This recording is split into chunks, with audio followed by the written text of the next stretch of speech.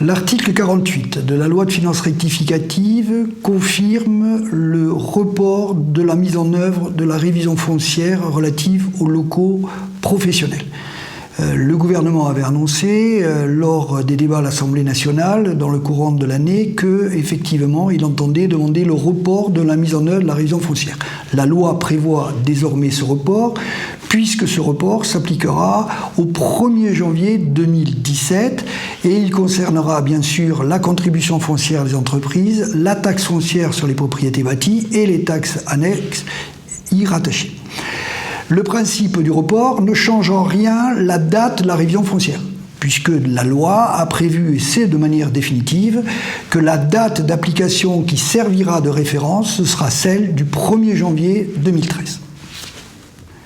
La loi de finances rectificative pour 2015 renforce les mécanismes de correctif qui avaient été prévus dans la loi de 2010. Alors les deux mécanismes de correction sont le correctif de neutralisation et le lissage. Le correctif de neutralisation est prévu pour comparer le poids de la taxe relative aux locaux professionnels avant et après la révision. Et donc il avait été considéré que pour garder le même poids de chaque taxe à l'intérieur de la collectivité locale, il fallait prévoir un ratio dans lequel il était prévu au numérateur le poids de la taxe avant la révision et au dénominateur le poids de la taxe après la révision. Ce coefficient de neutralisation, bien sûr, ayant vocation à s'appliquer à toutes les taxes correspondantes. La loi modifie le principe de ce coefficient de neutralisation puisqu'effectivement, dorénavant, il ne portera plus que sur les locaux commerciaux, comme c'était prévu au départ, mais sur l'ensemble des propriétés bâties, en incluant donc les locaux d'habitation et les locaux industriels. Mais en plus, les modalités de calcul s'effectueront de manière différente, puisqu'on tiendra compte de la base telle qu'elle aurait été au 1er janvier 2017 si elle n'avait pas été révisée, comparée à la base révisée au 1er janvier 2013. Et c'est ce coefficient de neutralisation qui s'appliquera tant que la révision des locaux d'habitation ne sera pas effectuée. Ce coefficient de neutralisation, bien sûr, a vocation à s'appliquer à toutes les taxes annexes qui sont assujetties en matière d'impôts locaux. Le mécanisme du lissage, tel qu'il a été prévu à l'origine, était pour contrer les possibilités d'aubaine qui auraient pu exister dans le cas où les contribuables auraient pu profiter de la révision foncière et bénéficier effectivement d'une réduction d'impôt. Le lissage était relatif au paiement de la cotisation et non pas aux bases et se mettait en place dès lors que l'avantage fiscal était supérieur à 200 € et à 10% de l'impôt correspondant. Ce mécanisme de lissage tel qu'il a été prévu à l'origine portait sur 5 ans. La loi de finances rectificative pour 2015 modifie les règles du lissage puisqu'effectivement dorénavant ce lissage va s'appliquer au premier euro, donc modifie les principes précédemment exposés et va se projeté non pas sur 5 ans comme c'était prévu à l'origine, mais sur une durée de 10 ans, donc il va porter en fait sur la période 2017 à 2025. À côté du mécanisme du lissage, l'article 48 de la loi de finances rectificative pour 2015 prévoit un nouveau dispositif qui s'appelle le planchonnement.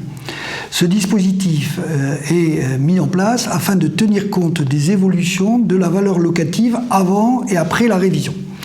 Dès lors que la différence entre la valeur locative avant et après la révision sera importante et sera conséquente, bien qu'elle ne soit pas chiffrée, sera mis en place un mécanisme de planchonnement qui correspondra à réintroduire dans la base imposable du contribuable la moitié de la différence existant entre les bases avant et après la révision.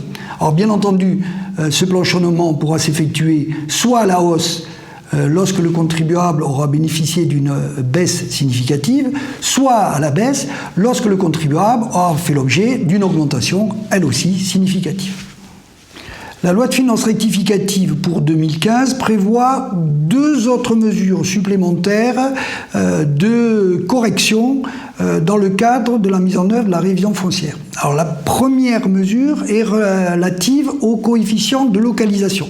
Alors il est prévu dans la loi qu'en fonction de la localisation du local commercial, appelé dorénavant local professionnel, au sein d'une commune ou d'une collectivité locale, il puisse faire l'objet d'un coefficient de localisation, ce coefficient de localisation étant au départ calculé sur la base de 1,15 pour les locaux les plus importants jusqu'à 0,85 pour les locaux les moins importants. Le principe du coefficient de localisation est modifié par la loi de finances rectificative, puisque dorénavant, ce coefficient qui était de 1,15 passe à 1,30 et le coefficient qui était de 0,85 passe à 0,7. Ce qui permettra aux collectivités locales de moduler l'évolution effectivement des valeurs locatives en fonction de la localisation des locaux professionnels concernés. La deuxième mesure qui est prévue, et qui est vraiment une modification à la marge, consiste à encadrer les difficultés que va rencontrer l'administration fiscale lorsqu'elle va se trouver dans des secteurs géographiques avec une pénurie de locaux de référence. Alors il est prévu actuellement que ce sont les commissions départementales de valeur locative des locaux professionnels qui vont établir la grille tarifaire. Mais le texte de la loi de finances rectificative va permettre et permettra désormais à l'administration fiscale, qui considérera que les tarifs de la commission départementale n'ont pas été correctement établis, de saisir la commission départementale des impôts locaux pour éventuellement modifier les tarifs.